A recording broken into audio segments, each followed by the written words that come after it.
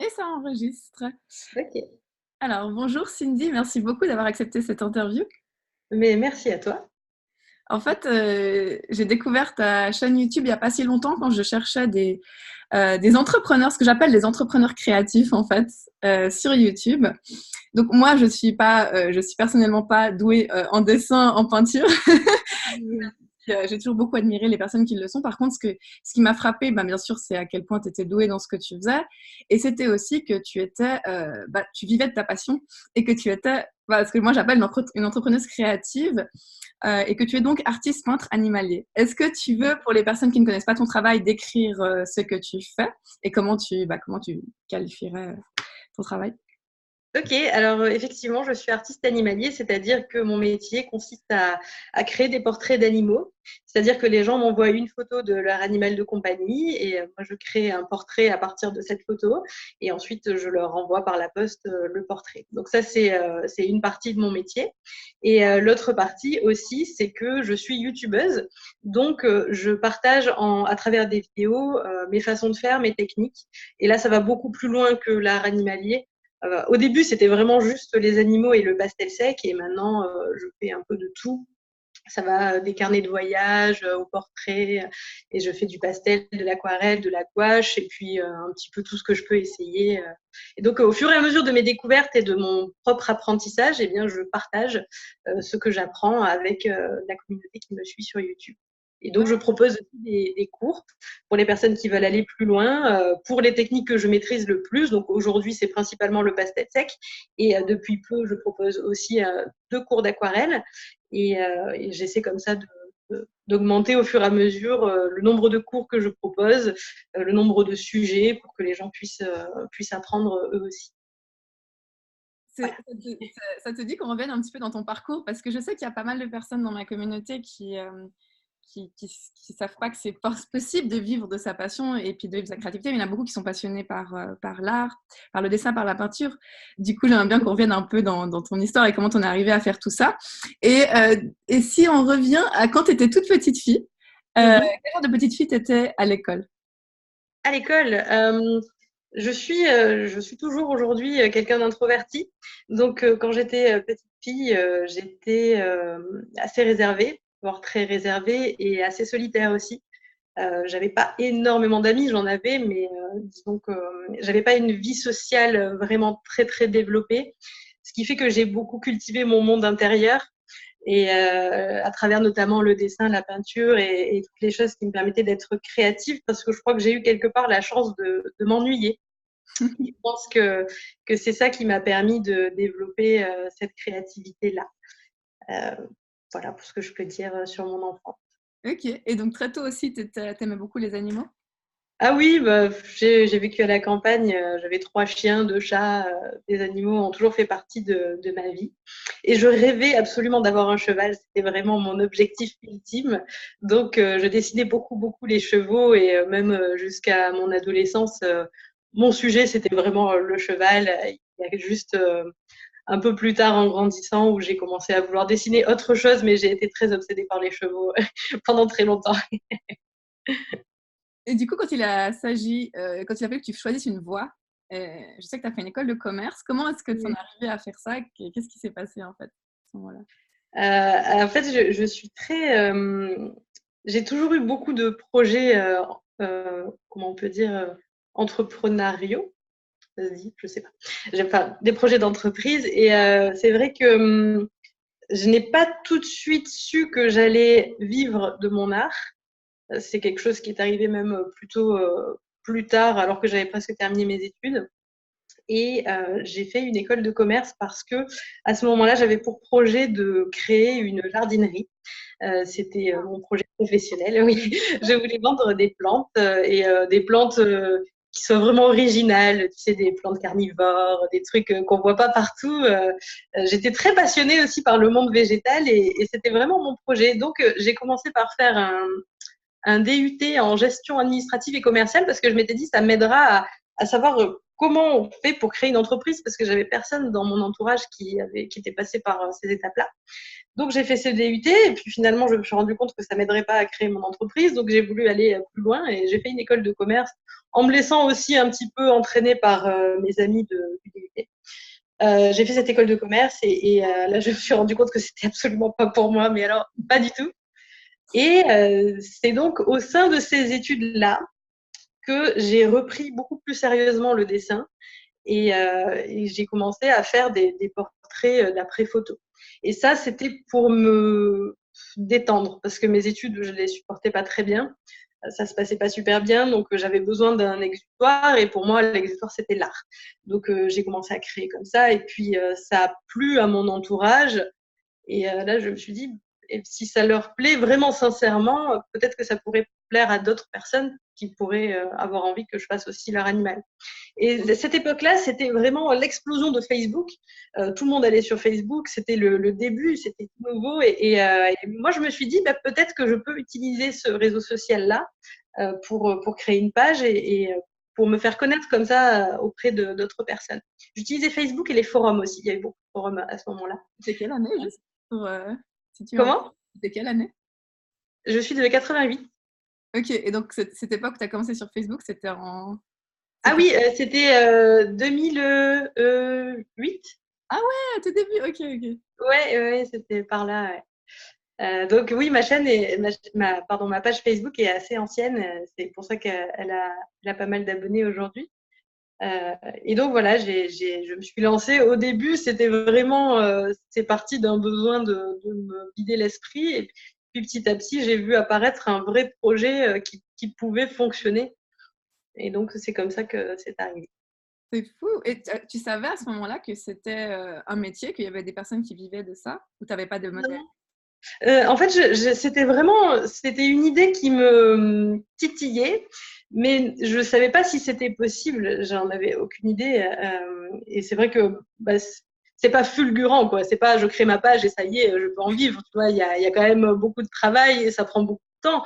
Donc ça s'est fait peu à peu. Mais c'est vrai qu'à un moment donné, j'ai eu le choix entre accepter un travail dans une entreprise ou tenter le coup et tout miser sur l'art. Et au final, j'ai choisi la deuxième solution et bah, ça a fonctionné. Donc, c'était bien. C'est pas évident, mais bon, ça s'est fait, quoi. Et du coup, quand tu as choisi cette deuxième solution, qu'est-ce que tu as fait? Tu avais déjà ta page Facebook. Qu'est-ce que tu as commencé à faire Ouais. différemment? J'imagine que c'est beaucoup de travail, comme tu disais. Oui, effectivement. Mais disons que la dernière expérience que j'ai eue en dehors de travailler pour moi-même, c'était mon stage de fin d'études. En fait, c'est la dernière chose que j'ai faite. Et donc, je travaillais la journée pendant ce stage et le soir, je faisais mes portraits pour avancer un maximum.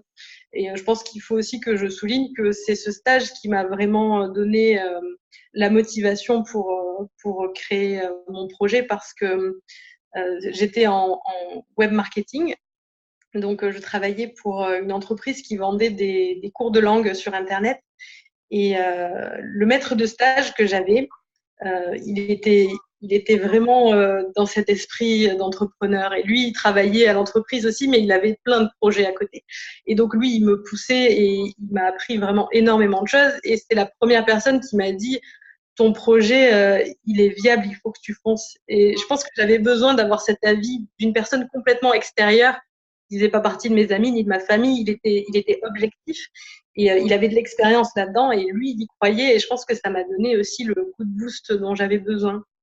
Et donc, oui, pour revenir à ta question, parce que je me suis un peu perdue en route, pardon, ta question qui était qu'est-ce que je faisais différemment? Eh bien, j'étais à temps plein d'un seul coup sur mes œuvres. Donc là, j'ai pu prendre en main vraiment ma présence en ligne, c'est-à-dire Facebook. J'ai aussi lancé ma chaîne YouTube et j'ai pu dessiner toute la journée, ce qui était mon rêve absolu. Donc, bah, c'est juste une question d'investissement en fait. Finalement, je pouvais dédier enfin mes journées entièrement à mon art. Donc, plus j'y passais du temps, plus ça se développait mécaniquement.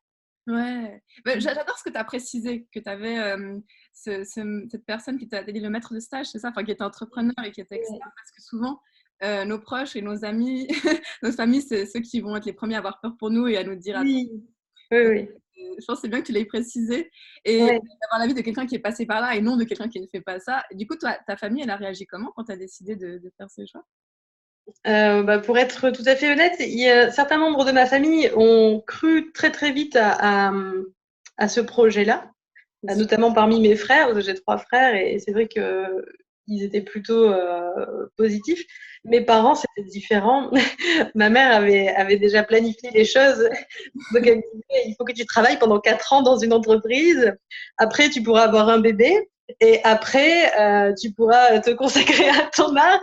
Et pour elle, je pense que c'est pour elle que ça a été le plus difficile parce que j'avais pas du tout, j'avais pas du tout prévu de suivre ce petit plan-là. Ça m'allait pas. Donc, c'est la personne avec laquelle il y a eu le plus de, je pense, de tension par rapport à ça. Mais à un moment donné, elle a bien été obligée de voir que ça fonctionnait. Donc, finalement, elle était contente pour moi. Mais c'est vrai que pour les parents, je pense que c'est plus rassurant de se dire, c'est bon, elle est dans une entreprise, donc elle est en sécurité, entre guillemets. Enfin, du moins, c'est ce qu'ils pensent. Euh, mais voilà, sinon après, mon conjoint était très positif aussi, et la plupart de mes amis aussi. Donc, globalement, je pense que j'ai eu de la chance parce que j'étais plutôt poussée que l'inverse. Et du coup, ça t'a mis combien de temps pour que tu puisses commencer à vivre de ton projet après que tu aies pris cette décision? Ok, je me mets à fond. Ah, ça, c'est une bonne question. Je pense qu'il y a bien eu une année complète où je vivotais. Disons que je gagnais de l'argent, mais ouais, il y a même eu plus d'un an en fait, hein. Il y a bien eu 2 ans, je pense, où je pouvais rien faire en fait. C'était vraiment, j'achetais de quoi me nourrir et je partais pas en vacances et vraiment je faisais hyper gaffe à toutes mes dépenses parce qu'en plus mon conjoint n'a pas trouvé tout de suite un travail parce que on était ensemble dans la même école. Donc lui, il est passé par la case de chômage, parce que quand on a été diplômé, c'était en pleine crise économique. Dans le marketing, ça ne recrutait pas du tout. Donc on a eu quand même des belles galères, on peut le dire. Et je pense qu'il y a bien eu ouais, 2 années où on en a bavé avant de commencer à enfin avoir le bout du tunnel, parce que lui, là, bon, après, il a retrouvé un emploi et moi, ça a commencé à bien fonctionner.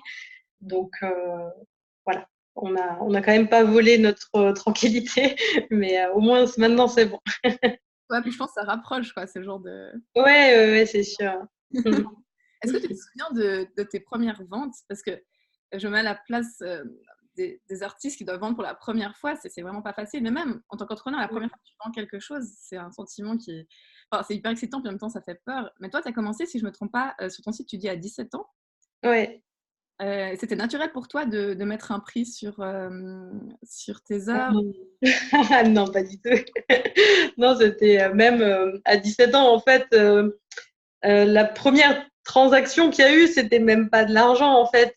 C'était par le biais d'un contact commun qui, lui, faisait du cheval. Et moi, j'avais toujours un peu mon projet cheval. Enfin, j'étais toujours dans ce monde-là. Et donc, je lui avais échangé un portrait contre des cours de dressage. Donc, il n'y avait pas de sous, c'était plus rassurant. Sauf que lui, il travaillait dans une écurie et en fait, le propriétaire de l'écurie avait vu le portrait que j'avais fait et du coup, ben, il a voulu me faire tous ses chevaux. Et là, je me suis dit, mince, ok, je peux pas le faire gratuitement, quoi. Donc là, c'était la première fois où j'ai fixé un prix qui était absolument ridicule, je m'en souviens même pas, mais c'était vraiment le plus bas possible parce que moi, vendre mon art, waouh, c'était difficile à imaginer, quoi. Donc oui, au départ, mes prix étaient assez ridicules, mais de toute façon, j'ai dû assez vite les augmenter parce que sinon, c'était pas humainement possible. Après, il faut regarder. Comme c'était ma seule activité qui me rapportait de l'argent, euh, si j'avais gardé des prix aussi bas, j'aurais dû faire un nombre incalculable de portraits en un mois pour réussir à m'en tirer. Donc, c'était juste pas possible. Donc, mécaniquement, j'ai dû les augmenter.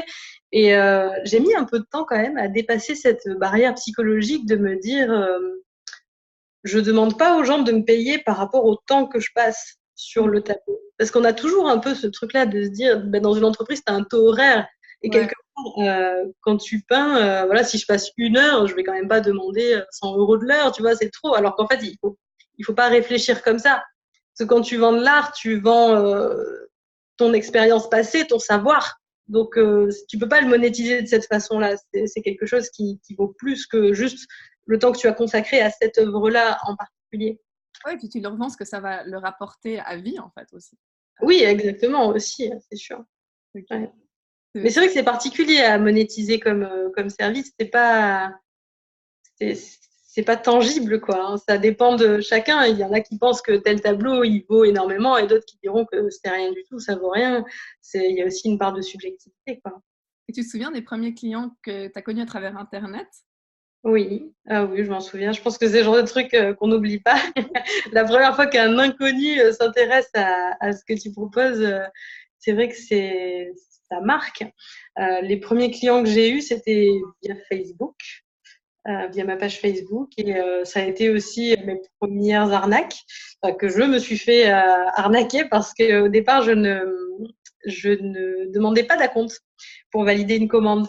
Et donc, moi, je pensais que les gens, ils étaient tous très honnêtes parce qu'on était tous passionnés d'animaux. Donc, bien sûr qu'ils n'oseraient pas me commander un tableau pour se dérober ensuite. Et puis, en fait, si.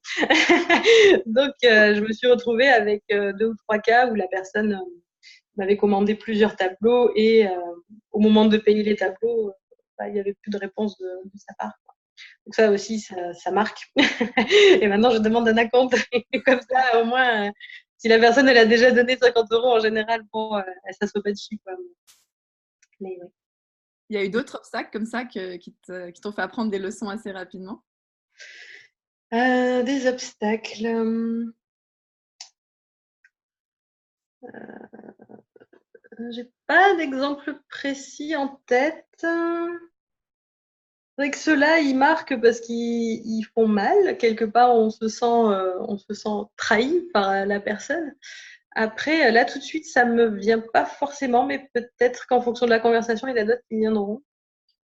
Ouais, ouais, ouais. Non, mais je vois ce que tu veux dire parce que enfin, c'est un peu bête, mais c'est vrai qu'on imagine des personnes qui aiment l'art, qui aiment les animaux, on se dit ah c'est bon, ça va être honnête et tout. Puis en fait, Ouais, c'est ça. un business, ça reste une activité et on est entrepreneur en même temps qu'artiste. Et c'est Mm. ça que je trouve qui est peut-être pas facile pour beaucoup de personnes qui sont artistes dans l'âme, c'est d'incarner ce côté entrepreneur. Et en plus, toi, j'ai vu que tu étais aussi, moi je suis hypersensible et j'ai vu que toi aussi tu étais hypersensible, tu as fait une vidéo là-dessus qui était très chouette. Est-ce que tu n'avais pas peur? Parce que moi, j'ai rencontré plusieurs personnes comme ça qui m'ont dit: «Ah, mais je suis hypersensible, j'ai peur de me lancer dans mon activité, je ne sais pas si je vais gérer les émotions et tout». Est-ce que c'est quelque chose qui t'a fait peur ou tout simplement tu t'es dit: «Non, mais je suis mon cœur et puis c'est ces mêmes émotions qui vont me porter»? Ouais, il y avait un côté comme ça, mais c'est vrai que il y avait quand même de l'appréhension, je vais pas mentir. Surtout quand j'ai lancé ma chaîne YouTube, parce que d'un seul coup, je montrais mon visage et je faisais entendre ma voix, et donc je me sentais beaucoup plus vulnérable que quand je postais uniquement des photos de mon art. Et là, oui, effectivement, ça a été un peu plus compliqué. Les premières critiques négatives aussi, forcément, c'est déstabilisant. Mais on est obligé de se blinder de toute façon, parce que si on se blinde pas, on fait rien, quoi. Ouais. Donc voilà, si tu partages rien et que tu fais rien, t'es pas critiqué. Mais bon, est-ce que c'est intéressant? Non. Donc après, ce qui est quand même bien avec le fait de créer une communauté sur Internet, c'est que c'est très progressif. Au début, il y a personne, donc il n'y a pas de critique. Et puis, au fur et à mesure, la communauté grandit et les premières critiques apparaissent, mais c'est petit à petit. On se fait pas d'un seul coup envahir de commentaires négatifs et de arrête de faire ça, va te cacher. Donc, ça m'a permis de construire cette carapace au fur et à mesure, et aujourd'hui encore, continuer à la construire. Et je pense que c'est assez indispensable parce que ça peut faire très très mal parfois les critiques. Oui, je me souviens rien que le premier, comment on dit, dislike sur YouTube, c'est tu te dis: «Ah, il y a des gens qui font ça». C'est vrai. Mais comment est-ce qu'on peut savoir qui c'est? Ouais, ouais, c'est vrai que bon, après, voilà, c'est comme ça, hein. Et Mais j'ai du mal à comprendre quand même. J'avoue qu'il y a des gens qui font ça, mais c'est surprenant. je sais pas trop pourquoi. Et qu'est-ce qui donc j'ai demandé aux personnes de mon groupe Facebook, s'ils avaient des questions à te poser, puis, il y a beaucoup qui étaient intéressés par la façon dont tu as su te démarquer, et te faire connaître. Donc, Pourquoi, selon toi, qu'est-ce que tu as fait concrètement qui a fait que tu t'es plus démarquée? Est-ce que tu as fait de la pub sur Facebook? Est-ce que tu as, avec ta chaîne YouTube, tu as mis des commentaires sur les autres chaînes? Enfin, tu sais, de façon très concrète, un peu ces Ah histoires. oui, d'accord. D'accord. Alors, la publicité sur Facebook, j'en ai fait, mais au début. Pour plusieurs raisons. D'abord parce que je pense que quand tu commences, ça peut être justement le bon coup de boost qu'il faut pour que ta chaîne ait de la visibilité, ta page, pardon. Mais par contre, à cette époque-là, c'était pas du tout le même prix que maintenant. Mmh. Moi, j'ai fait de la publicité sur Facebook à un moment donné où je payais 4 centimes pour avoir je sais pas combien de fans. Ah C'était ouais? vraiment ah oui, oui, c'était démesuré par rapport à maintenant. C'était la belle époque. Mais c'est vrai que j'ai arrêté parce que après, je voulais pas que ça devienne une béquille dont je ne puisse plus me séparer pour continuer à faire avancer ma page. Et parce que je voulais pas non plus que ça devienne un budget, quoi. Hein. Donc, il y a eu un moment où j'ai laissé tomber la pub et j'ai tout misé sur mes publications. Et il y a eu un moment où j'ai publié matin et soir, tous les jours sur Facebook. Et ça a duré, je pense que ça a duré au moins 2 ans.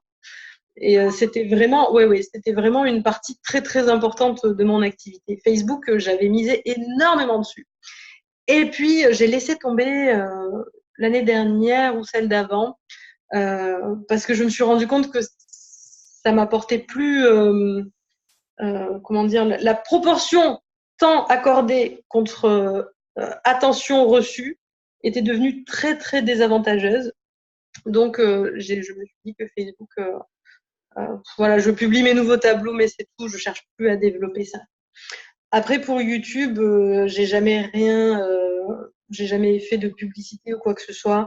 Ce qui m'a permis de me faire connaître, c'est vraiment la régularité. Une Mmh. vidéo par semaine depuis le début de ma chaîne. Et donc voilà, au fur et à mesure, mécaniquement, ça grossit. Et le dernier réseau social dans lequel je suis investie, c'est Instagram. C'est le plus récent pour moi.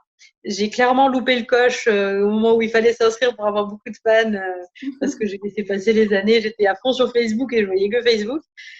Donc voilà, Instagram, je fais une publication par jour parce que je fais aussi un dessin par jour pour moi. Donc j'en profite pour le publier. Ça me demande très peu de temps de le publier, 5 minutes le matin. Et comme ça me permet de construire ma communauté petit à petit. C'est très long, mais c'est pas quelque chose de très important pour moi. Donc voilà, ça prend le temps que ça prend et, euh, et puis ça me convient comme ça. Après, si pour tes abonnés, une autre chose qui m'a aidée, je pense, c'est la création de ma newsletter.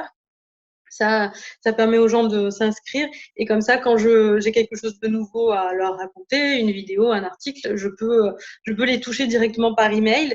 Parce que c'est vrai que les réseaux sociaux, il y a toujours le filtre du réseau social. C'est pas tous tes abonnés qui voient ce que tu publies, alors que par email, tous tes abonnés reçoivent ton mail. Donc c'est beaucoup plus efficace. Et je pense que ça, c'est un bon outil à avoir. Ouais, c'est sûr. Pas tous les algorithmes qui risquent de… Oui, bah ouais, hein. Ça c'est terrible, hein, mais bon, c'est comme ça. Mais j'ai quand même l'impression, bah, dis-moi ce que tu en penses, que peut-être, je sais pas si c'est tes études dans le commerce ou simplement ta passion naturelle pour l'entrepreneuriat qui t'a aidé aussi euh, à continuer. Et… Ouais, tu sais, il y a pas longtemps, j'ai regardé ton compte Instagram et tu avais publié un post sur lequel tu parlais de la passion que tu avais pour l'entreprise depuis que tu étais toute petite et tous les projets que tu avais fait quand tu étais petite fille. Et en fait, j'ai trouvé ça génial parce que j'étais pareil. Mais depuis toute petite, j'ai toujours cherché à créer des projets comme ça. Alors, toi, c'était pour t'amuser, pour faire ton premier argent. Et moi, je voulais de l'argent parce que je voulais m'acheter un cheval. Et donc, avec cette idée du cheval, tu vois, toujours, et ben, je cherchais par tous les moyens à créer de l'argent. Donc, mais bon, moi, c'était pourri par rapport au tien. Toi, tu avais des super projets et tout. Moi, je faisais de la pâte à sel, tu vois. Genre, oui, je vais vendre des petits statuts. Euh, J'avais écrit un livre aussi quand j'avais 13 ans. J'avais écrit un roman que j'avais envoyé à plein de maisons d'édition. Donc oui, j'ai quand même toujours eu ce besoin de créer des projets et je me rends compte que c'est loin d'être le cas de tout le monde. Si je prends l'exemple de mes amis ou même de mon conjoint, que c'est des gens que j'admire énormément, ils sont super intelligents, je veux dire, il y a pas de souci. Et ils ont pas du tout cette même volonté de créer des projets, de les mener à bien de A à Z, de les faire fructifier. Je pense que on n'est pas tous égaux là-dedans et il y a des personnes ouais, qui n'ont pas forcément le truc de vouloir créer. Et moi, je sais, j'en parlais à mon conjoint, je sais que si j'avais pas eu l'art, j'aurais eu autre chose, j'aurais fait autre chose. D'ailleurs, j'ai fait plusieurs blogs hein, depuis que je suis sur Internet. Il y a eu bon, le blog d'adolescence, celui-là, il compte pas. Il y a eu le blog de il y a eu le blog de cuisine, le blog de jardinage. Ouais, je pense que j'aurais toujours trouvé un truc à créer moi et à faire fructifier moi parce que c'est mon truc, quoi. Ah, j'adore. Oui, t'as un blog de cuisine qui, enfin, je crois que tu l'alimentes plus, mais il marche vachement bien. Il y a encore beaucoup, beaucoup de vues, quoi. Oui, je suis la première étonnée, mais oui, oui. Mais ça, c'est pareil, ça a duré peut-être 1 an ou 1 an et demi, où je publiais tous les jours ma recette de cuisine. Et puis, je faisais mes tests aussi de référencement naturel, parce que quand j'étais pendant mon stage de fin d'études, justement, ce fameux maître de stage dont je te parlais, lui, il était très référencement, donc il m'a appris plein de choses. Et du coup, je faisais mes essais sur ce blog-là pour être bien référencé. Et je vois que malgré le fait que je l'alimente plus depuis belle lurette, eh bien, il continue quand même à sortir dans les résultats. C'est rigolo, ça m'apporte absolument rien, mais c'est marrant. J'adore. Du coup, je pense que ça répond un peu à la question, mais de la place de la créativité pour toi.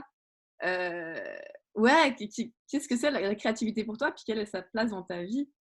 Enfin, Ouais, bah écoute, c'est tout en fait.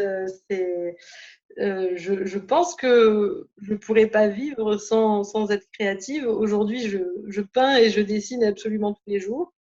Et donc, pour moi, c'est vraiment ça la base, quoi. C'est la peinture, c'est ce qui m'épanouit le plus. Mais après, je pense qu'on est créatif quand on fait une recette de cuisine. Je pense qu'on est créatif quand on fait toutes sortes de choses de la vie quotidienne.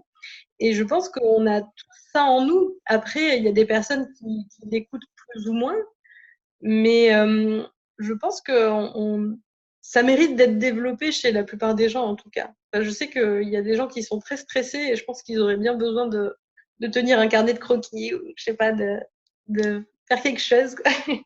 c'est clair. C'est clair. Ah non, moi, je suis trop pour une révolution de la créativité. Bah ouais, ouais, j'en suis. Et du coup, dans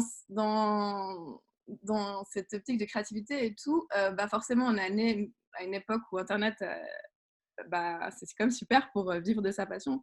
Est-ce que toi, tu as eu des peurs liées au fait de... Enfin, je sais pas si toi, tu es naturellement doué en technologie. Enfin, je sais qu'il y a beaucoup de personnes qui se bloquent, qui se disent, oh, je suis artistique, mais tout ce qui touche à l'ordinateur, ça me fait peur. Comment je vends en ligne, comment je fais un bouton de vente, tu vois, tous ces trucs. Est-ce que toi, tu as eu ces peurs-là ou tu t'es simplement dit, bah, j'apprends sur le moment? Ouais, j'étais un peu comme ça, j'apprends sur le moment. Mon premier site, c'était suite comment dire, une initiation à l'informatique que j'avais eue quand j'étais à l'IUT. Donc on codait, mais vraiment de façon très basique, on codait des tableaux. Et, bon, je ne vais pas rentrer dans les détails, mais mon premier site, je l'ai fait comme ça en fait. À la suite de ce cours, je suis rentrée chez moi et j'ai commencé à faire mon site comme ça. Et il m'a duré quelques années. Et ensuite, ma première étape, ça a été de créer mon blog avec WordPress.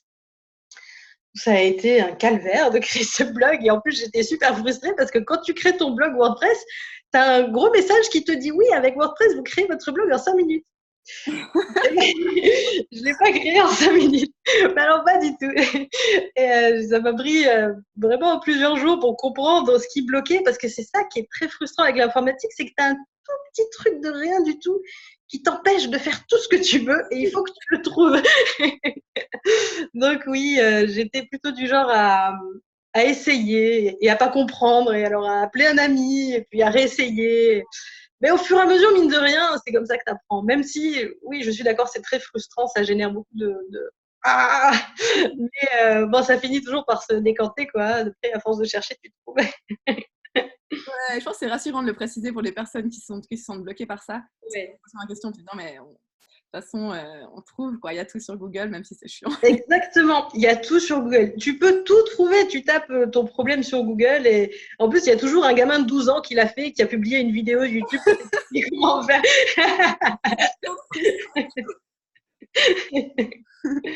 Et du coup, dans cette optique-là, tu as commencé à faire des cours en ligne. Et ça, je trouvais trop cool aussi. Oui. C'est quand tu as eu cette idée? C'est un peu plus tard, parce qu'on t'a demandé de le faire ou comment ça se fait? Alors, pour parler des cours en ligne, je dois parler de mon blog animalier, qui était donc mon premier blog. C'était un blogspot dans lequel je publiais les étapes des tableaux que je faisais, des portraits animaliers. Et ce blog, il avait été créé pour que mes clients puissent voir comment leur tableau a été fait. Donc, je mettais les étapes. Et forcément, il y a des gens qui voulaient apprendre à dessiner qui tombaient dessus et qui me posaient des questions pour comprendre, pour aller un petit peu plus loin dans ce que je partageais, pour comprendre comment je faisais. Donc, ce blog, il a commencé à s'étoffer avec des tutoriels un petit peu plus poussés. Après, il y a eu mon fameux WordPress, donc j'étais toute contente. Et là, j'ai fait ma chaîne YouTube parce que j'avais justement plusieurs personnes qui insistaient sur le fait qu'ils aimeraient bien voir en vidéo parce que les photos, c'est pas aussi parlant. Donc, j'ai commencé à faire mes premières vidéos et c'est là où effectivement l'idée a fait son chemin que j'aurais pu aussi faire des cours complets parce que ce qui se passait, c'est que moi, quand je fais un tableau, j'en ai pour plusieurs heures. Donc, je pouvais vraiment pas me permettre à chaque fois de mettre des heures de vidéos sur YouTube. En plus, ma connexion Internet est horrible. Donc, pour mettre une vidéo de 20 minutes, ça me prenait 5 heures. Donc, en fait, si j'avais pas de rémunération, j'aurais pas pu faire ce que je fais aujourd'hui. Et le fait de proposer des cours payants, eh bien, ça me permettait de faire ça vraiment bien parce que je savais que le temps que j'y consacrais, il était rémunéré. Donc, je pouvais me permettre de l'investir. Donc, ces cours-là, ils étaient commentés. Je rajoutais toute la liste du matériel que j'utilisais. Les gens, ils pouvaient me suivre pas à pas. J'explique toujours comment je procède, pourquoi je choisis cette couleur-là, pourquoi je fais comme ça. Et c'est comme ça que les cours sont arrivés. Et le fait que j'ai une newsletter, justement, ça me permettait de communiquer sur ces cours, de demander aux gens qu'est-ce que vous aimeriez que je fasse comme sujet. Et c'est ça qui a permis de développer l'activité petit à petit. C'est hyper chouette parce que j'ai l'impression qu'il y a encore beaucoup d'entrepreneurs qui n'utilisent pas ce que moi j'appelle cette automatisation. C'est-à-dire que oui, tu mets beaucoup d'investissement, tu crées une fois, mais après, ça permet à toutes les personnes qui découvrent ton travail à l'avenir de bénéficier de ces cours et de toi de libérer du temps. Oui. Vraiment mettre cette technologie au service de ton art. Donc, ça, je trouve hyper cool. Et du coup, dans ce processus, tu as dû, j'imagine que tu as dû apprendre à vendre régulièrement, ce qui est pas naturel pour tout le monde. Est-ce que c'était aussi un peu difficile pour toi au début, la vente, ou est-ce que tu t'es un peu renseigné sur la vente, ou simplement tu disais, écoutez, voilà les prix, voilà ce que c'est. Et puis, Oui, c'est toujours un peu compliqué parce que il y a cet aspect commercial souvent les gens voient d'un mauvais œil. Si d'un seul coup tu veux leur vendre des choses, ils se sentent trahis. Jusqu'à présent c'était gratuit, maintenant tu me demandes de l'argent. Et d'un autre côté, je trouvais que c'était quand même légitime parce que bon, tu passes quand même beaucoup de temps et d'efforts, donc c'est normal aussi que tu puisses en bénéficier. Donc, j'ai oublié le début de ta question. Donc, rappelle-moi ta question, pardon. ouais, c'est vrai que c'était pas très clair. Plus un peu, comment est-ce que tu as développé tes compétences de vente? Est-ce que c'est quelque chose que Ah oui. des cours ou c'était naturel? Non. Alors, je me suis intéressée. Il y a eu une période où je m'intéressais beaucoup justement à ce qui se faisait en termes de vente sur Internet. Et donc là, je me suis renseignée sur. C'est là que j'ai appris à faire une newsletter. C'est là que j'ai appris à faire une page de vente. Donc, j'ai pris modèle sur un petit peu ce que je voyais sur le net. J'ai acheté pas mal de bouquins aussi là-dedans. Mais j'ai pris vraiment ce dont j'avais besoin pour démarrer. Je suis pas restée accrochée à ça. Parce que c'est vrai que quand tu t'intéresses à ce milieu-là, tu te rends compte que tout est vraiment très automatisé. Donc d'abord, tu fais ça, après tu fais ça, après tu fais ça. Et ça m'intéressait un peu moins parce que j'avais besoin de mettre ma patte, quoi. C'est très ennuyeux. Ouais, voilà. Ouais. C'est vrai qu'après, tu te rends compte que les gens qui suivent tous le même processus, ils ont tous, c'est toujours plus ou moins la même chose, quoi. Donc voilà, j'avais besoin de personnaliser le truc pour me l'approprier. Et voilà, aujourd'hui, voilà, j'ai un système de vente qui me convient. Je fais évoluer aussi au fur et à mesure, hein. Là, dernièrement, j'ai par exemple, pour ce qui est de la livraison des cours, je faisais une page sur mon site où il y avait une seule page avec toutes les infos du cours, la liste du matériel, les vidéos. Puis là, tu vois, j'ai trouvé des petites astuces pour pouvoir l'organiser différemment avec un petit système d'onglets pour que ce soit plus agréable pour la personne. En fait, j'essaie de garder en tête que je veux toujours améliorer la chose. Donc, je tiens compte aussi des remarques que les gens peuvent avoir au sujet des cours, qu'elles soient positives ou négatives, pour essayer de faire en sorte de trouver vraiment la chose la plus optimisée pour tout le monde, quoi, finalement. Mmh. Ouais, je pense que c'est ça aussi, c'est d'être entrepreneur, quoi. C'est que constamment, on est tout le temps là en train d'améliorer, quoi, tout C'est ça. ça, ouais. Ouais. Comment est-ce que tu organises tes journées? Enfin, actuellement, est-ce que tu fais partie de ces personnes qui ont une sorte de routine matinale et tout, ou c'est plutôt, un peu comme tu le sens? Ouais, alors, il y a un truc que je ne loupe pas le matin, c'est de promener mon chien. Ça, c'est le truc. Et après, en fonction, alors, où j'en profite pour faire un dessin sur place, pendant la balade, on s'arrête et je fais mon dessin du jour. Ou alors, on fait juste une balade et puis après, je rentre. Et là, eh bien, ça dépend complètement de ce que je fais. Par exemple, en ce moment, j'ai beaucoup de commandes, donc je fais mes portraits sur commande en priorité. Puis il y a des périodes où j'ai moins de commandes et à ce moment-là, bah, je vais plutôt travailler sur un cours ou quoi qu'il en soit, toutes les semaines, je fais une vidéo YouTube. Donc toutes les semaines, il faut aussi que je travaille sur ma vidéo YouTube. Ce qui engendre, comme tu dois le savoir, quand même de travail qu'on ne voit pas forcément quand on regarde une vidéo YouTube, parce qu'après, il y a la partie montage. Moi, je les accompagne toujours d'un article de blog qui reprend tout ce que je dis dans la vidéo. Je sous-titre mes vidéos aussi, parce qu'il y a des personnes qui sont malentendantes, qui suivent, et comme souvent on ne voit pas mon visage, elles ne peuvent pas lire sur mes lèvres, donc il faut qu'elles puissent lire les sous-titres. Donc tout ça, c'est vrai que c'est très chronophage et que mes journées sont quand même très bien remplies. Mais je suis quand même très très contente d'avoir la chance de pouvoir m'organiser comme je le veux et de pouvoir varier mes journées. Voilà, si j'en ai ras-le-bol de faire telle chose, je peux passer à une autre tâche qui sera quand même productive et qui me permettra de souffler un peu. Et je pense que j'ai aussi un truc qui est important pour moi, c'est que en termes de pratique artistique, je pratique des choses tellement variées que je peux jamais vraiment m'ennuyer, parce qu'un coup je vais faire un chien au pastel et puis une fleur à l'aquarelle et puis un visage, et donc je je je peux pas m'ennuyer, quoi. Il y a toujours du renouveau, des nouvelles choses à apprendre, à découvrir. Donc voilà, c'est ma vie. C'est génial ça. D'ailleurs, parce que j'ai vu qu'il fallait commander, très à l'avance avec toi. Maintenant, tu as beaucoup Oui. une longue liste d'attente. Comment se passe ce processus, pour les personnes qui connaissent pas, si on veut, commander un portrait avec toi? Est-ce qu'on choisit, le matériau? Comment ça se passe? Oui, alors pour les portraits sur commande, la plupart des gens optent pour le pastel sec. C'est les portraits que je propose en couleur et qui sont les plus détaillés. En fait, je me suis fait connaître sur Facebook pour des portraits, ces portraits qui sont justement réalistes. Et donc, en général, les gens optent pour cette technique-là. Après, je propose aussi des portraits en noir et blanc s'ils préfèrent. Mais quoi qu'il en soit, la personne me contacte par mail ou via Facebook et elle peut m'envoyer les photos de l'animal à immortaliser. Si elle hésite pour la photo qui servira de modèle, moi je peux la conseiller. Et une fois que le choix de la photo est fait et qu'elle a choisi également le format du tableau, elle peut valider ses commandes avec un acompte. Et lorsque le portrait est fait, moi, je lui envoie une photo du tableau. Comme ça, si jamais il y a la moindre chose qu'elle veut que je rectifie, il n'y a pas de souci, je fais les retouches. Et une fois que tout est bon, elle peut m'envoyer le solde du tableau et moi, je lui envoie le tableau par la poste. Ah OK, super. J'allais te demander si parfois les personnes, renvoyaient, donc du coup, c'est pas mal cette idée de tu fais la photo. Oui, oui. Comme ça, ils savent déjà avant exactement à quoi ressemble leur tableau. C'est Est-ce mieux. que tu as des amis qui sont entrepreneurs ou pas, qui sont artistes, entrepreneurs comme toi, dans ton entourage? Oui, Anthony Chambaud qui a aussi une chaîne YouTube qui fait Ah de oui! l'art abstrait. Ouais. Oui. Il Après habite pas il habite dans cette région? Pardon? Non.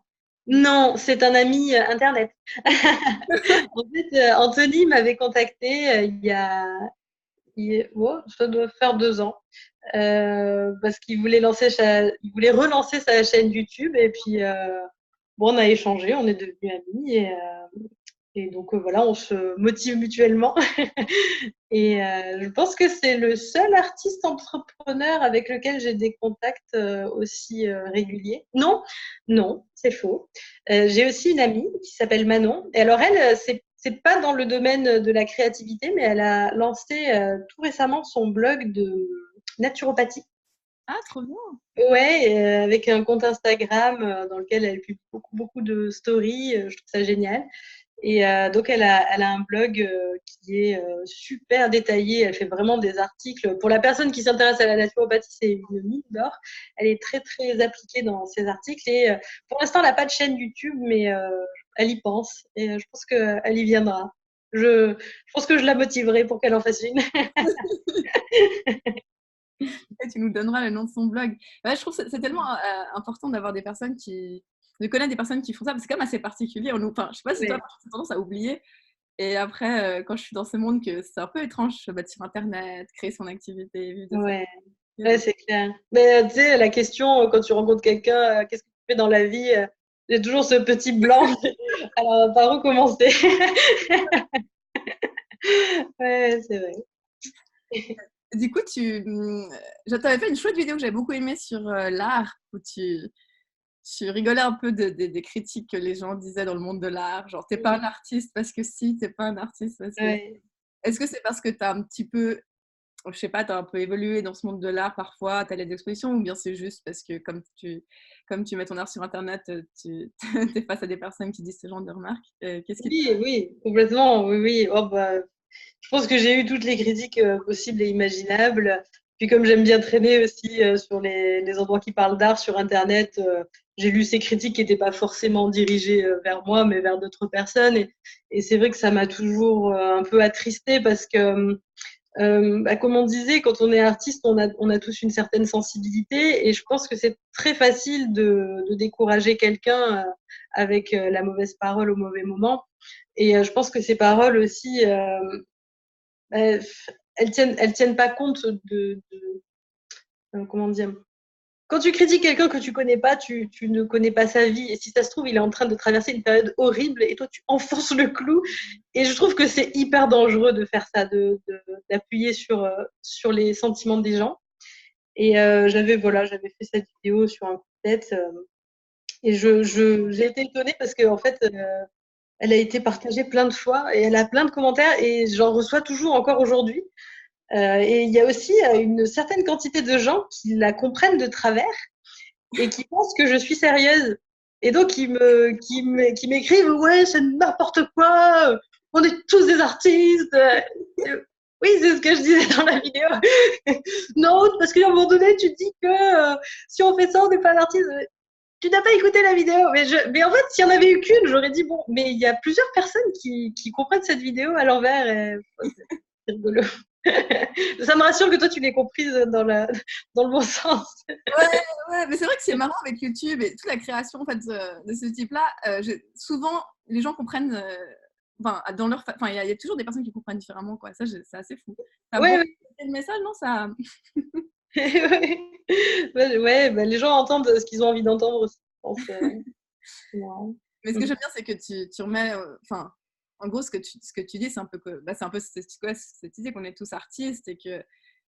Mais quel culot de dire ça, c'est de l'art, ça, c'est pas de l'art. Ouais, ouais, c'est ça. Qui Alors, es-tu pour juger, quoi? ouais. Du coup, qu'est-ce que tu dirais à quelqu'un qui souhaiterait se lancer comme toi en tant qu'artiste, entrepreneuse, indépendante et Mhm. qui a peur? Et ouais, quel conseil tu donnerais? Bah, tu sais, je suis pas une artiste classique. J'ai pas fait les beaux-arts. Je cherche pas à être exposée dans une galerie. Donc, je pense que déjà, je m'adresse pas à tout le monde parce qu'il y a beaucoup de personnes pour qui être artiste, c'est ça. C'est à devenir coté et pouvoir vendre ses tableaux de plus en plus cher. Et moi, ça, je connais absolument pas. Donc, je me permettrai pas de donner des conseils. Moi, mon truc, c'est vraiment le portrait sur commande, ce qui est un domaine bien particulier. Et le conseil que je pourrais donner, c'est en fait, c'est un domaine qui est facilement accessible parce qu'il suffit de créer quelques réseaux sociaux, un blog, on peut assez facilement démarrer, mais se faire connaître et pouvoir en vivre, par contre, c'est un processus qui est très long. Et le conseil que je pourrais donner, c'est de ne pas forcément se jeter là-dedans à corps perdu et rien faire d'autre. Je pense que c'est bien d'avoir d'autres activités rémunératrices pour pouvoir survivre le temps que le projet puisse se développer. En tout cas, moi, c'est ce que j'ai fait, puisque quand j'ai commencé, j'étais encore étudiante. Quand je me suis professionnalisée, je n'avais pas encore terminé mes études. Et c'était rassurant quelque part de me dire, voilà, je commence cette activité, mais si ça marche pas, c'est pas très grave, parce que de toute façon, je suis encore aux études, j'ai d'autres choses dans ma vie que ça. Je pense que c'est bien ça permet de pas être trop frustré par les débuts qui sont automatiquement longs et pénibles. C'est normal, comme toute activité, ça prend du temps. Mais Ouais. en tout cas, c'est possible. J'en suis la preuve. C'est possible. D'ailleurs, qu'est-ce qui... Ah, ça, je savais pas poser, je crois que je voulais poser la question, j'ai oublié, il me semble. Tout de suite, tu as su que toi, tu voulais faire des portraits animaliers. Directement, c'était une évidence, en fait. Oui. Ouais, il n'y a pas eu de... En fait, c'était ça qui m'inspirait et c'était vraiment la seule chose qui m'inspirait. Je n'avais pas envie de faire d'autres tableaux. En fait, aujourd'hui, je fais de tout, mais à l'époque où j'ai commencé, pour moi, il y avait vraiment que les animaux. J'étais vraiment très obsessive dans les chiens, les chats et les chevaux.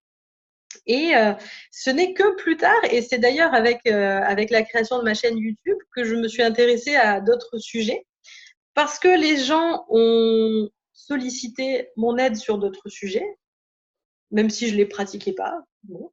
Et du coup, ça m'a un petit peu interpellée et donné envie de m'intéresser à d'autres choses. Et puis après, j'avais commencé la tenue d'un carnet de croquis, et là j'ai commencé à faire vraiment tout n'importe quoi, tout ce que je voyais, et là mon esprit s'est vraiment élargi.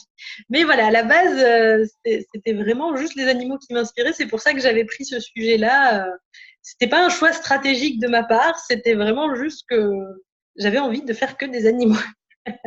Mais c'est génial, je pense que c'est pour ça que ça a aussi bien marché par la suite pour toi, parce que tu t'es vraiment, comment on dit ça, spécialisée.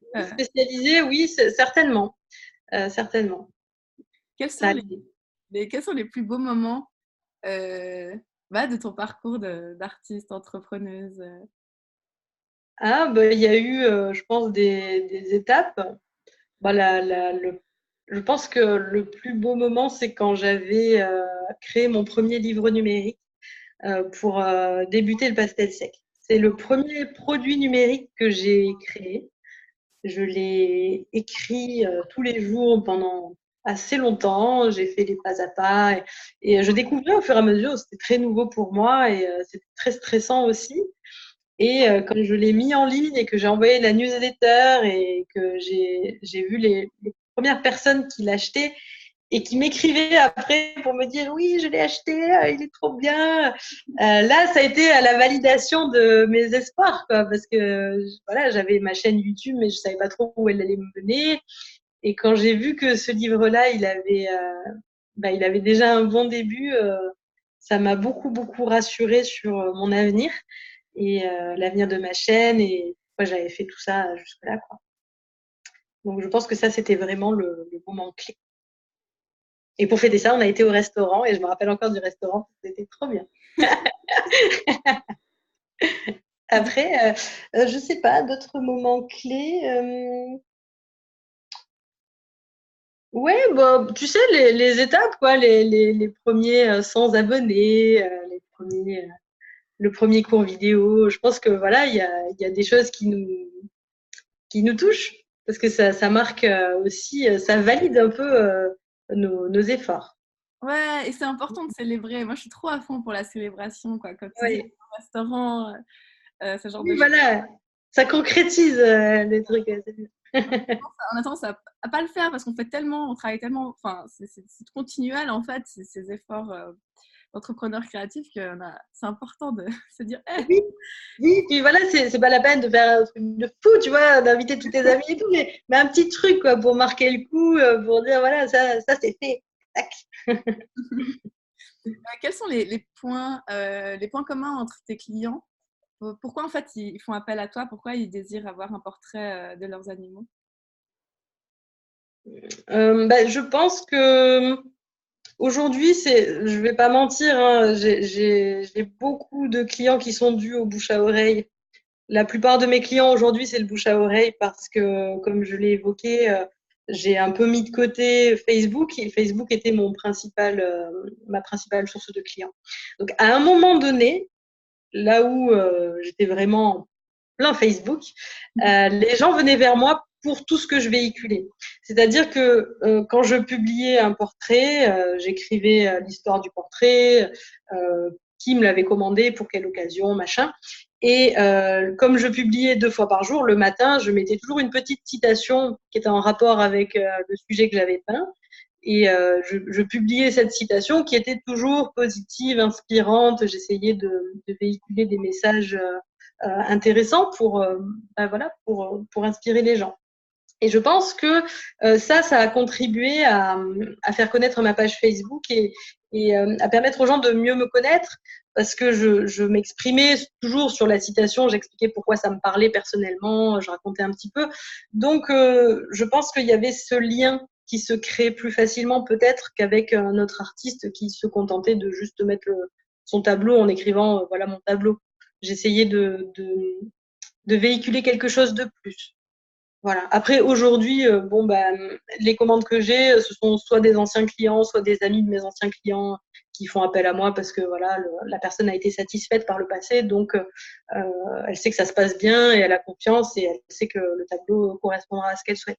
Après, de toute façon, on est tous artistes, on a tous notre patte. Tu vois, quand on part d'un même sujet, tu peux prendre 30 artistes animaliers, tu leur donnes la même photo, il n'y a pas 2 tableaux qui seront les mêmes, quoi. Chacun va apporter son propre style. Donc après, il y a aussi quelque chose que tu peux pas influencer. Tu vas être attiré par quelqu'un pour son style en particulier et peu importe ce qu'il écrit sur Facebook, tu vois, tu peux essayer de jouer un peu dessus, mais quoi qu'il arrive, de toute façon, c'est aussi ta patte graphique qui va faire que on va te choisir et pas un autre.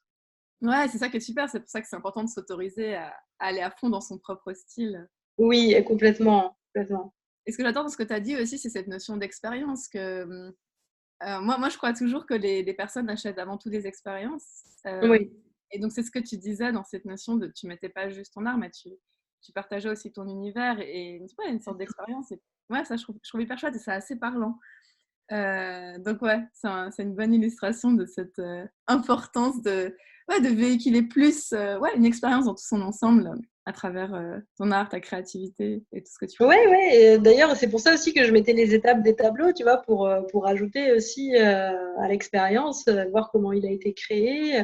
Je pense que c'est des petits trucs en plus et qui font que les personnes sont plus intéressées par ce que tu fais, parce que tu leur permets de rentrer dans ton monde, quoi.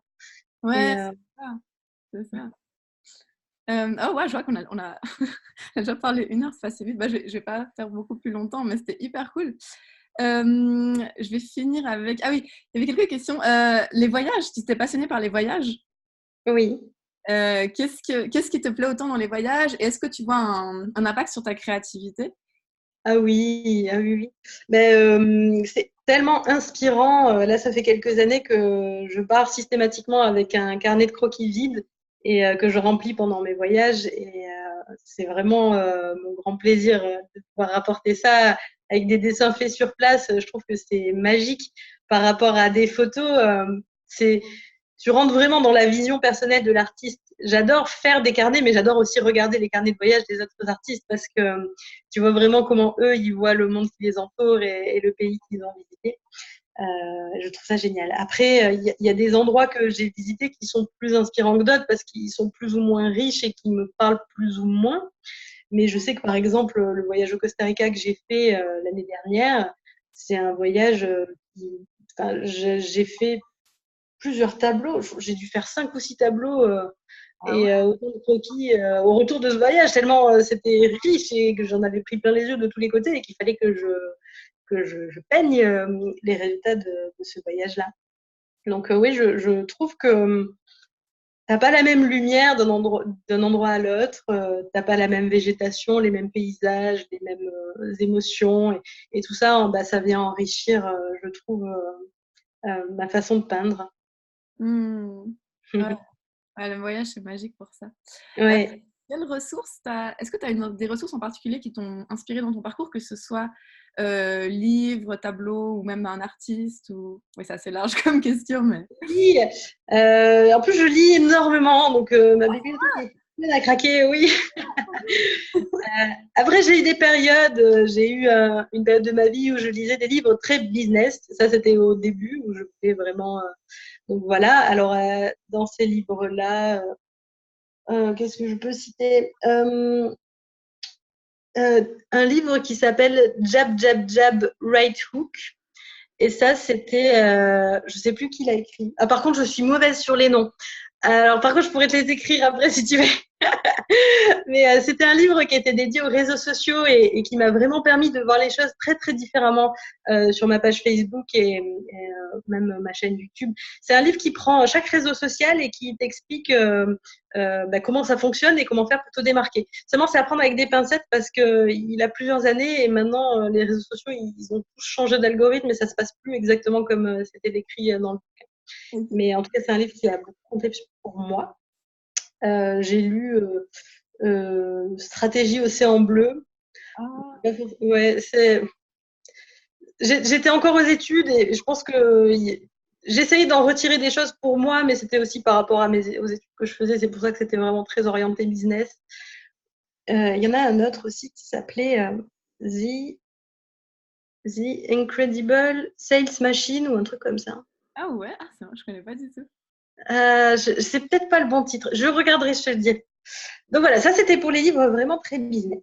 Après, j'ai plein de livres pour apprendre à peindre. J'ai plein de biographies aussi parce que j'adore les biographies. C'est un truc, ça me passionne de pouvoir lire la vie de certaines personnes que je trouve inspirantes. Et même si c'est dans des domaines complètement différents du mien, par exemple, j'ai lu la biographie de Steve Jobs, de comment il s'appelle, Elon Musk, juste parce que, ouais, parce qu'ils ont eu des vies tellement extraordinaires que ça éveille ma curiosité et j'ai vraiment envie de savoir. J'aime bien le fait qu'on puisse ouais, apprendre des choses tellement intimes sur les gens à travers un livre. Je trouve ça bien. Les lettres de Van Gogh à son frère Théo aussi, j'ai adoré. Mmh. Voilà. Qu'est-ce que je peux dire d'autre? Non, après, au niveau des artistes, Van Gogh m'a beaucoup inspirée, même si mon style n'a rien à voir avec le sien, mais j'aime bien. Les impressionnistes, notamment Renoir et Monet. Et sur les artistes plus contemporains et justement qui concernent plus YouTube et les réseaux sociaux, j'ai été très inspirée par une youtubeuse qui s'appelle Lacry. Ça s'écrit Lachri et qui publie des vidéos pour apprendre à peindre. Et c'est en voyant les vidéos de Lacry que j'ai eu vraiment envie de développer ma chaîne YouTube. Et elle m'a vraiment beaucoup, beaucoup inspirée, ainsi que Jason Morgan, qui est aussi un peintre qui partage ce qu'il fait sur YouTube. Ah, trop bien, donc c'est des anglophones, j'imagine? Oui, oui, oui. C'est OK. vrai que je lis beaucoup en anglais parce que j'essaye de. En fait, je sais que l'anglais, c'est un truc qu'on perd très très vite si on ne pratique pas. Donc, j'essaye de lire un maximum de choses en anglais pour essayer de garder mon niveau à peu près convenable. Ouais, moi aussi, je lis beaucoup en anglais, même si je comprends pas tout à chaque fois, mais ça Non, mais bon, je pense que si on fait pas ça, après, on risque de perdre tout ce qu'on sait en anglais. Ce serait dommage. J'avais lu, je sais plus combien tu perds par mois de non-pratique d'un langage, mais c'est terrifiant. ah, c'est vrai? Ouais, ouais, ouais, il faut vraiment pratiquer. Du coup, je pense que je vais finir avec cette question. Quels sont tes rêves pour la suite, si tu en as, ou tes projets, tes envies? Ah oui, alors là, tout de suite, j'ai un projet que j'étais censée mettre en place cette année, mais je ne sais pas si je vais pouvoir. J'en ai pas parlé d'ailleurs sur les réseaux sociaux, donc je ne sais pas si je peux aller vraiment dans les détails. Mais en gros, je voudrais faire une formation beaucoup plus complète que celle que je fais actuellement. Parce qu'aujourd'hui, sur mon site, je propose des cours qui permettent de faire un tableau, où je propose des livres numériques qui sont sur un thème et qui sont déjà un petit peu plus larges. Donc en fait, l'idée, c'est de faire comme mes livres numériques, sauf que ce serait à travers des vidéos. Et du coup, au lieu de faire un seul tableau, ce serait des vraies vidéos de formation où ce serait beaucoup plus. Ça permettrait de faire vraiment beaucoup de choses, quoi. Je montrerai différentes approches pour différents sujets et ce serait donc sur des thèmes beaucoup plus larges. Et ça, c'est mon projet que je n'ai pas mise en place finalement au moment où je pensais le faire parce que j'ai eu des raisons personnelles qui ont fait que je n'ai pas pu les mettre en place. Et il y a aussi l'aspect technique qui, pour l'instant, est un peu bloquant. Des choses que je n'ai pas encore réussi à résoudre parce que je ne suis pas développeuse, donc je dois apprendre au fur et à mesure et voir un peu ce qu'il est possible de faire. Mais ça fait quand même partie de mes projets et j'espère pouvoir travailler dessus prochainement. Trop bien. Ça représente, si tu as envie de partager, quel pourcentage de tes revenus, tout ce qui est produits numériques, formation? Oh, c'est très équilibré en fait. C'est à peu près du 50-50. Ouais, c'est top. Ouais, ouais. Ah, je pense que c'est important de le savoir parce que je vois vraiment beaucoup de personnes que je rencontre qui sous-estiment à quel point ça peut être super d'inclure des produits numériques dans ses offres et ses services, quoi. Ouais, je pense que c'est vraiment quelque chose de bien par rapport à ça, parce que comme tu le disais, une fois qu'il est fait, bon bah voilà, après il est fait, et donc tous les produits numériques que tu vas rajouter, ça va s'ajouter à ceux que tu as déjà, et donc ton offre ne va faire que croître. Alors que c'est sûr que quand tu fais un tableau, une fois qu'il est parti, il est parti. Alors après, il y a la possibilité de faire des reproductions de ces tableaux, qui me concernent pas vraiment moi, parce que je fais des portraits sur commande, donc c'est très personnel à mon client, c'est son chien, donc je vais pas proposer des reproductions de son chien pour d'autres personnes, tu vois. Mais pour quelqu'un qui fait des tableaux de sa propre inspiration, je pense que la reproduction, c'est pas un produit numérique, mais c'est un peu dans la même idée de faire le tableau une fois et de pouvoir en bénéficier encore pendant longtemps, quoi. Ouais, c'est ça. Et puis du coup, ouais, servir plus de personnes en fait. Ça aussi, c'est une autre. Oui, servir plus de personnes, exactement, ouais. C'est vrai. Et puis, ça permet aussi à ceux qui n'ont pas les moyens de s'offrir un original, mais qui aiment un artiste, d'avoir quand même un souvenir de cet artiste-là chez eux, sans forcément se ruiner et vendre un rein pour acheter le tableau Oui, original. ouais, c'est vrai, c'est vrai. Bah, merci beaucoup, c'était super sympa. Mais je t'en prie. C'était avec plaisir. Et du coup, où est-ce que les personnes peuvent retrouver ton travail? Est-ce que je mets la chaîne YouTube, Facebook, un peu tout ça, ou ton site internet? Oui, mon site artiste-animalier.com. À partir de mon site, vous pouvez me pister partout. Il y a Facebook, Instagram et YouTube. Voilà. Pour les personnes qui ont envie de dessiner et peindre et qui veulent de l'inspiration, je recommande en particulier Instagram parce que j'essaie de publier des croquis de vraiment un peu de tout pour essayer justement de donner aux gens des idées pour peindre. Parce que j'ai remarqué que c'était un problème récurrent. J'ai envie de peindre et j'ai envie d'installer une habitude créative, mais j'ai pas d'idée. Ah, c'est Et vrai? ouais, souvent, ce qui bloque les gens, c'est ils savent pas quoi faire. Ils regardent autour d'eux et rien ne leur paraît digne d'intérêt, alors qu'en fait, c'est quand tu dessines un objet qui devient intéressant. Et Hmm. donc voilà, j'essaie de publier des petites choses qui m'entourent pour montrer aux gens que, voilà, ce matin, j'ai publié ma main. Bah oui, la main, ça peut être une super idée de dessin parce que c'est intéressant à étudier, ça te permet de pratiquer ton anatomie. Enfin, voilà, il y a plein d'idées et c'est ce que j'essaie de véhiculer à travers ce compte-là. Oh, trop bien. Ouais, c'est vraiment un regard, en fait, le regard d'artiste Exactement, c'est ça. c'est une habitude à prendre aussi. C'est ça. Mm. C'est cette notion aussi est-ce qu'il y a des jours où tu n'as pas forcément cette envie fulgurante de créer, mais que tu te mets quand même au travail pour être dans cette régularité? Ou maintenant c'est C'est extrêmement rare parce que, comme je te le disais, vu que je fais beaucoup de techniques différentes et beaucoup de sujets différents, bah, peut-être qu'un jour, j'ai pas envie de faire de la peinture en plein air. Mais par contre, oui, j'ai bien envie de peindre ce bouquet de fleurs qui est sur ma table. Il y a toujours un truc qui m'inspire de toute façon. Donc, et puis, je pense que plus tu pratiques et plus tu es inspiré finalement. Le plus dur, c'est de mettre en place cette habitude-là, mais une fois qu'elle est là, ça fait que croître. Tu vois, je pense que mon regard a vraiment beaucoup changé depuis que j'ai installé cette habitude-là, parce que d'un seul coup, je vois le monde qui m'entoure comme une source d'inspiration. Et je pense que oui, je fais attention à des tas de choses devant lesquelles je serais passée sans un regard il y a quelques années, quoi. Je ah, pense que ouais, les croquis, ça contribue en tout cas à mon bonheur. ça rend le monde merveilleux en fait. Tout est Bah oui, c'est ça, c'est ça. Tu vois la beauté là où des personnes lambda ne la verraient pas forcément. Mmh. Ah bah, parfait, je pense qu'on va finir là-dessus. Merci beaucoup Cindy Mais je t'en prie, merci à toi. et puis, à tout bientôt. Oui, à bientôt.